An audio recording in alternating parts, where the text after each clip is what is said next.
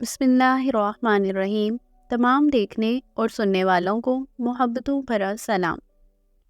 माँ बाप की नाफरमानी के बारे में बहुत से बयानात होते हैं और यकीनन होने भी चाहिए, ताकि माँ बाप के हकूक़ के बारे में और उनकी फरमाबरदारी के बारे में हमारे दिलों में एहसास का जज्बा पैदा हो। एक दफ़ा रसूल सल्लल्लाहु अलैहि वसल्लम सहाबाए किराम के साथ बैठे हुए थे कि एक शख्स आप सल्लल्लाहु अलैहि वसल्लम के पास आया और अर्ज़ की कि या रसूलल्लाह, फ़लाँ जगह पर एक शख्स पर मौत का वक्त आरी है। हम उसे कहते हैं कि कलमा तोयबा पढ़ो, लेकिन वो कलमा नहीं पढ़ सकता। आप सल्लल्लाहु अलैहि वसल्लम ने उस शख्स से पूछा, क्या ये शख्स नमाज पढ़ता था? उसने अर्ज़ की, जी हाँ। आप सल्लल्लाहु अलैहि वसल्लम उसके साथ उसके घर तशरीफ़ ले गए और उसे कहा कि कलमा तोयबा पढ़ो।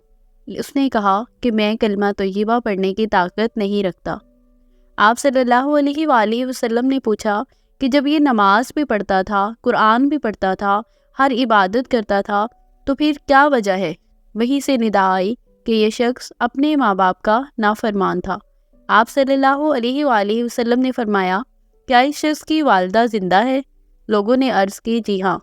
आपने फरमाया, उसे बुलाया जाए।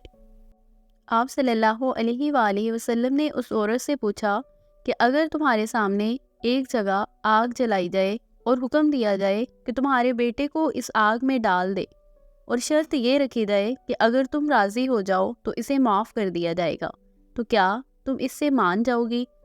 माँ थी ना, फ़ौरन बोल उठी कि या रसूलल्लाह, मैं अपने बेटे को तकलीफ़ में नहीं देख सकती, मैं इससे राज़ी हूँ। आप सल्लल्लाहु अलैहि वसल्लम ने फरमाया कि तुम मुझे और अल्लाह को गवाह बनाकर कहो कि मैं इससे राज़ी हूँ।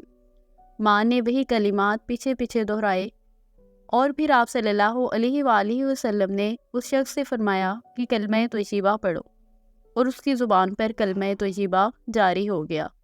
प्यारे दोस्तों, देखें कि माँ बाप की नाफरमानी की वजह से हमारे ईमान के चले जाने का भी डर है। इसलिए हमेशा अपने माँ बाप की फरमाबरदारी करें।